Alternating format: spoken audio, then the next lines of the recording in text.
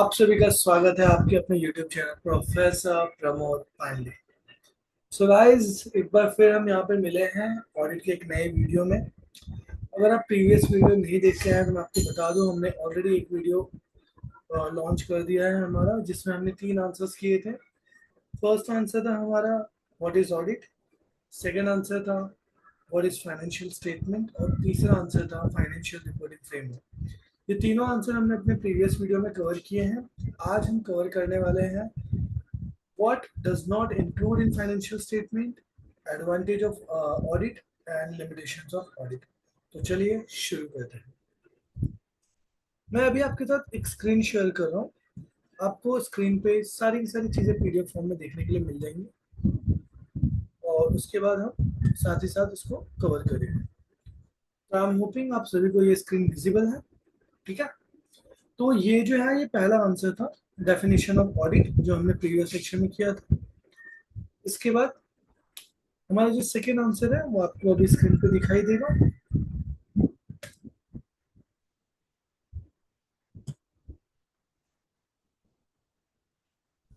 ये है financial statement includes, ये है financial reporting framework, and then financial statement do not include.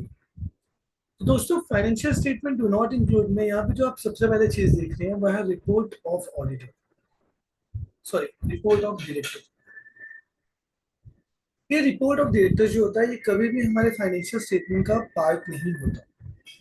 क्यों नहीं होता? जैसे कि मैंने आपको समझाया है, जो फाइनेंशियल स्टेटमेंट्स होते हैं वो जनरली फाइनेंशियल रिपोर्टिंग फ्रेमवर्क की मदद से बनते हैं। और ये जो डायरेक्टर्स रिपोर्ट होते हैं ये कंपनी के अपने ओन डायरेक्टर्स के रिपोर्ट होते हैं, जो कि बायस्ड हो सकते हैं। तो बायसनेस के चलते इसको हम कभी भी फाइनेंशियल स्टेटमेंट का पार्ट नहीं मानते।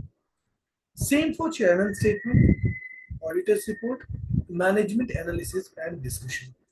अगर आप ये चारों के चारों पॉइंट्स को देखेंगे तो ये चारों के चारों पॉइंट्स कहीं ना कहीं कंपनी के लिए बायस्ड है, और इसी के चलते हम कभी भी फाइनेंशियल स्टेटमेंट में इनको इंक्लूड नहीं करते। गाइस, आप ऐसा भी समझ सकते हैं कि अगर इन चारों चीजों को हम फाइनेंशियल स्टेटमेंट में इंक्लूड करने लगे तो जो विसल ब्लोअर्स का कंसेप्ट है वो और भी ज्यादा बढ़ जाएगा। क्योंकि लोगों को श्योरिटी मिल जाएगी कि अगर हमने कोई भी चीज डिस्कशन में लिया है या फिर रिपोर्ट में लिया है, तो वो सारी की सारी चीजें कंपनी प्रैक्टिकल लाइफ में इम्प्लीमेंट करने वाली है, कंपनी अपने फाइनेंशियल स्टेटमेंट में शो करने वाली है, जिससे कंपनी की सिक्रेसी को भी खतरा होता है और कंपनी के जो प्राइवेट पॉलिसीज होते हैं उनको भी खतरा होता है। सो यही रीजन है कि फाइनेंशियल स्टेटमेंट में ये चार चीजें हम कभी भी इंक्लूड नहीं करते। अपार्ट फ्रॉम दिस, जब हम अगले आंसर की तरफ बैठते हैं तो यहाँ पे users of financial statement. Users of financial statement की अगर मैं बात करूँ तो ऐसे कौन कौन से लोग हैं जो फाइनेंशियल स्टेटमेंट का इस्तेमाल करते हैं। तो यहाँ पे आपको सबसे पहले पॉइंट में दिख रहा है शेयर होल्डर्स। शेयर होल्डर्स को क्या करते हैं? शेयर होल्डर्स फाइनेंशियल स्टेटमेंट को चेक करते हैं कि उन्होंने जो पैसा मैनेजमेंट को दिया है, क्या वो पैसा मैनेजमेंट सही तरीके से इस्तेमाल कर रहे हैं। और फाइनेंशियल स्टेटमेंट को चेक करने के लिए वो लोग क्या करते हैं? ऑडिटर्स अपॉइंट करते हैं। आफ्टर दैट, एम्प्लॉइज एम्प्लॉइज भी फाइनेंशियल स्टेटमेंट को यूज करता है। वो सिर्फ ये चेक करने के लिए यूज करता है कि क्या उसका फ्यूचर सिक्योर है, क्या उसके जो पीएफ के पैसे हैं वो उसे टाइम टू टाइम मिलने वाले हैं, क्या कंपनी की लाइफ लॉन्ग है। अगर कंपनी की लाइफ लॉन्ग है तो ऑब्वियस सी बात है जो वहाँ के एम्प्लॉयज हैं वो भी अपनी कंपनी पे भरोसा करके अपने सालों साल वहाँ पे काम कर सकते हैं। After that the next point is lenders. Lenders का मतलब होता है वो फाइनेंशियल इंस्टीट्यूशन जो कंपनी को लोन्स प्रोवाइड करने वाले हैं। अगर कंपनी का फाइनेंशियल स्टेटमेंट उनका अच्छा पोजीशन शो कर रहा है तो ऑब्वियस सी बात है उस कंपनी की कोई भी फाइनेंशियल इंस्टीट्यूशन बोरो पैसे देने के लिए हमेशा रेडी हो जाए। The reason is quite simple, because lenders भी यही चाहते हैं कि वो ऐसी कंपनी को लोन करे, ऐसी कंपनी को फंडिंग करे जो उन्हें लॉन्ग टर्म में बेनिफिट प्रोवाइड करे और जिनसे उन्हें लॉन्ग टर्म में रिटर्न्स मिलते रहे। After that creditors. क्रेडिटर्स हमेशा क्रेडिट पीरियड के हिसाब से किसी भी कंपनी को जज करने के लिए उसके फाइनेंशियल स्टेटमेंट को चेक करते हैं। क्रेडिटर्स का सिर्फ एक ही मोटो होता है कि मैं जिस कंपनी को माल क्रेडिट बेसिस पे दे रहा हूँ, क्या वो कंपनी टाइम टू टाइम मेरा क्रेडिट रिपे करेगी या नहीं करेगी। And that's why creditor always use the financial statement. After that the customer. की अगर मैं बात करूँ तो छोटी सी एग्जांपल के साथ मैं आपको समझाना चाहूंगा। Suppose to be if I order AC from any company और मुझे ऐसा पता चले कि वो जो कंपनी है वो नेक्स्ट ईयर बंद होने वाली है, ऑब्वियस सी बात है मैं उस कंपनी से एसी परचेज नहीं करूँगा। The reason is the reason is because अगर मुझे बाद में कोई भी कंप्लेन करना हो, कुछ भी सर्विसिंग वगैरह करानी हो एसी की, तो वो कंपनी अवेलेबल नहीं होती। तो इसके लिए जब कभी भी कोई कस्टमर कोई प्रोडक्ट को परचेज करने चाहता है, तो परचेज करने के पहले ये चेक करता है कि वो कंपनी के फिनेंशियल स्टेटमेंट क्या है और वो कंपनी जो है वो लॉन्ग लाइफ रख रही है या नहीं रख रही है। Government obviously yes, government taxes के लिए और बाकी की सारी स्टैट्यूटरी प्रोविजंस के चलते आपके फिनेंशियल स्टेटमेंट को यूज करती है। एंड प्रोस्पेक्टिव इन्वेस्टर का मतलब होता है बेटा फ्यूचर इन्वेस्टर। तो प्रोस्पेक्टिव इन्वेस्टर आपके फिनेंशियल स्टेटमेंट को क्यों स्टडी करेगा? Reason is very simple. उसको भाई आपकी कंपनी में इंटरेस्ट है, वो आपकी फिनेंशियल स्टेटमेंट को चेक करके पता लगाएगा क्या आपकी कंपनी में सच में दम है या नहीं है। अगर आपकी कंपनी में सच में दम है तो वो जो इन्वेस्टर है वो आपकी कंपनी में इन्वेस्ट करेगा और आपका और उसका दोनों का ग्रोथ निश्चित होगा। और अगर आपकी कंपनी में दम नहीं है तो वो चीज़ है कि उसको आपके फाइनेंशियल स्टेटमेंट को देख के पता चल जाएगा। So that's why these are the certain users of financial statement. इनको आप स्टेक होल्डर्स भी बोल सकते हो। स्टेक होल्डर्स का मतलब होता है ऐसा कोई भी बंदा जिसको उस कंपनी में थोड़ा बहुत भी इंटरेस्ट है, उसको हम स्टेक होल्डर्स के नाम से बुला सकते हैं। Now after this answer, we have next one, and that's the features of auditing. Yes, guys. Features of auditing का आंसर ये बहुत ही कॉमन आंसर है, बहुत सारी जगह पे पूछा गया है। तो अगर आपको ऑडिटिंग की डेफिनेशन याद होगी जो मैंने आपको पढ़ाई थी पहले, तो ऑडिटिंग की डेफिनेशन में मैंने आपको कुछ इस तरीके से बताया था that auditing is a systematic checking of financial records by an independent person conducted with a view to express an opinion. जब मैंने आपको ऑडिट की डेफिनेशन पढ़ाई थी तो उस टाइम पे मैंने आपको बताया था कि auditing is a systematic checking. तो यहाँ पे जो आपका फर्स्ट पॉइंट है फीचर्स का, ये क्या है बेटा? या it is a systematic and scientific checking. Why systematic first and scientific after that? Systematic इसके लिए यहाँ पे पहले लिखा गया है क्योंकि सबसे पहले आपको किसी भी कंपनी के सिस्टम को प्रोसेस को समझना पड़ेगा। एक बार आपको उस कंपनी का सिस्टम और प्रोसेस समझ में आ जाएगा उसके बाद ही आप उसमें अपना लॉजिक अप्लाई कर सकते हो। So that's why it should be systematic first and then scientific. After that the second one is it is a checking of financial records. याद रखना आपके दिमाग में अगर मेरा डेफिनेशन पड़ा है जो मैंने आपको सिखाया है तो आपके लिए पूरा का पूरा features just a part of definition बन जाएगा। क्योंकि हमने डेफिनेशन के टाइम ये बात पढ़ ली थी कि auditing is a systematic checking of financial records. So here the second point is it is the checking of financial records. फिर डेफिनेशन का ही थर्ड पॉइंट क्या था कि वो जो फाइनेंशियल रिकॉर्ड है वो किसके द्वारा चेक हो रहा है? वो चेक हो रहा है by an independent person. So here also the features third point is it is done by an independent person. Now the fourth point of this feature is it is done with the help of vouchers and documents. So guys, what is vouchers and what is documents?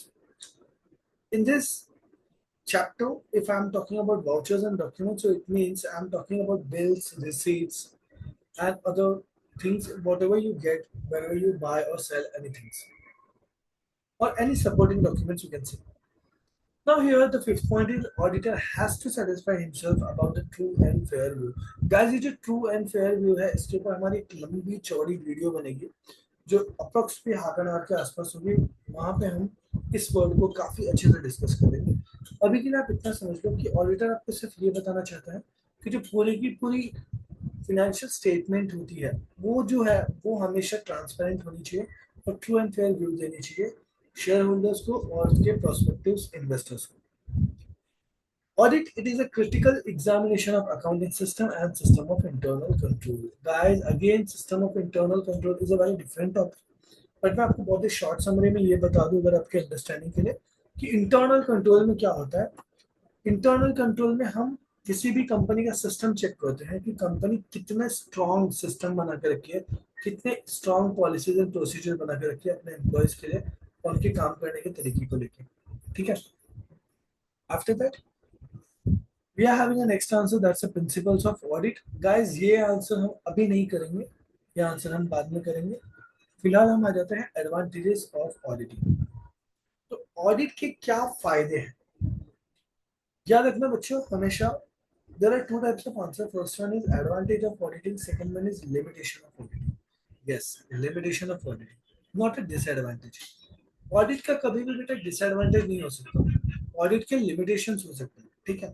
तो यहाँ पे जो हम answer पढ़ेंगे, अभी हम दो answer पढ़ेंगे खाली, एक है एडवांटेज ऑफ ऑडिटिंग, दूसरा आंसर है लिमिटेशंस ऑफ ऑडिटिंग ना। क्या क्या एडवांटेज है बेटा, तो यहाँ पे देखो, इसका यहाँ पे जो आपको पहला एडवांटेज है, it helps in detection of errors and frauds. Detection of errors and frauds पहले क्यों बेटा, क्योंकि ऑडिटर का जो प्राइमरी ड्यूटी है वो है ऑडिट को डिटेक्ट करना, सॉरी फ्रॉड एंड एरर को डिटेक्ट करना। जब आप ऑडिट करते हो तो आपको कोई ना कोई एरर मिलता है, कोई ना कोई फ्रॉड मिलता है, आप उस एरर और फ्रॉड को क्या करते हो बच्चों, डिटेक्ट करते हो। क्या करते हो, डिटेक्ट करते हो। एक बार आपने एरर और फ्रॉड को डिटेक्ट कर लिया, दोबारा वो एरर और फ्रॉड आपकी फाइनेंशियल स्टेटमेंट में ना हो, इसके लिए आप उससे क्या करते हो, फाइनेंशियल स्टेटमेंट प्रिवेंट करते हो। इससे आप क्या करते हो, फाइनेंशियल स्टेटमेंट प्रिवेंट करते हो। That's why here the first point is helps in detection of fraud, errors and frauds, and the second point is it prevents from errors and frauds.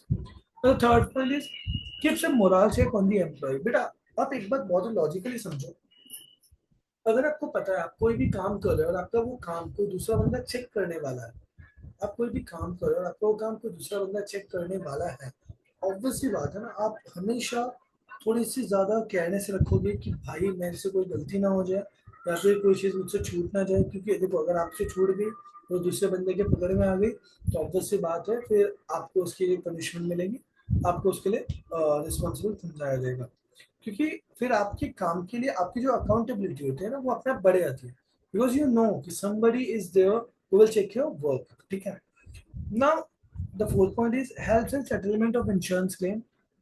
अगर आपका फाइनेंशियल स्टेटमेंट ऑडिटेड है तो obviously बात है कोई भी थर्ड पार्टी उस audited statement पे रिलाई करेगी, ठीक है। और उसकी वजह से जितने भी आपके इंश्योरेंस के, इनकम टैक्स के जो भी ड्यूज वगैरह होते हैं वो इजीली सेटल हो जाते हैं, ठीक है। अगर आपको याद होगा तो कुछ ईयर्स पहले प्राइम मिनिस्टर नरेंद्र मोदी जी का एक स्टेटमेंट था कि एक सीए की साइन की वैल्यू एक प्राइम मिनिस्टर के साइन की वैल्यू से बहुत ही ज्यादा होती है। क्यों, बिकॉज वो जो सीए होता है उसके ऊपर इंडिया की पूरी इकोनॉमी डिपेंड होती है, और इंडिया की इकोनॉमी के हर एक पार्ट में जो सीए होता है उनके साइन की काफी ज्यादा वैल्यू की जाती है। सो that's why if the statement is audit, तो आपको कोई भी इंश्योरेंस का ड्यू हो, टैक्स का ड्यू हो, वो सारे सारे ड्यूज का होना इजीली सेटल हो जाता है। After this the sixth point is audit is compulsory as per various act. Yes, आप कंपनी लॉ देख लो, आप आरबीआई एक्ट देख लो, आप रेलवे एक्ट देख लो, आप कोई भी एक्ट देख लो, वहां पे बहुत से स्टैट्यूटरी प्रोविजन है जो आपको बोलते हैं कि आपको कंपलसरी ऑडिट कराना ही पड़ेगा। Next one is it helps in getting various licences. अगर आप किसी भी गवर्नमेंट कंपनी का या फिर सॉरी अगर आप किसी भी कंपनी को लाइसेंस दिलाना चाहते हो तो आपको उसके लिए भी ऑडिट कराना पड़ेगा। कंडीशन अपने आपकी कंपनी अगर पब्लिक कंपनी है तो, अगर आपकी कंपनी प्राइवेट कंपनी है तो उसके लिए बिना ऑडिट कराए भी आप लाइसेंस ले सकते हैं। Borrowing become easier, yes if you are having audited balance sheet तो उसमें जो भी फिगर्स होंगे वो सारे के सारे फिगर्स को रियल कंसिडर किया जाएगा और फिर कोई भी लैंडिंग कंपनी आपको इजीली लोन्स प्रोवाइड कर सकती है। Next point is it helps in deciding the value of shares and goodwill, quite obvious. And the tenth point is have the investigators appointed by the central government. Yes.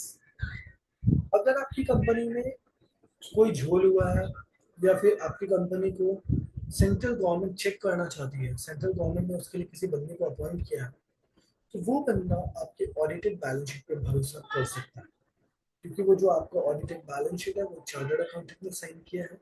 Quite obvious उस बंदे ने best of his knowledge उस पूरे के पूरे balance sheet को study किया होगा और उसके हिसाब से आपकी ऑडिट रिपोर्ट बनाई होगी।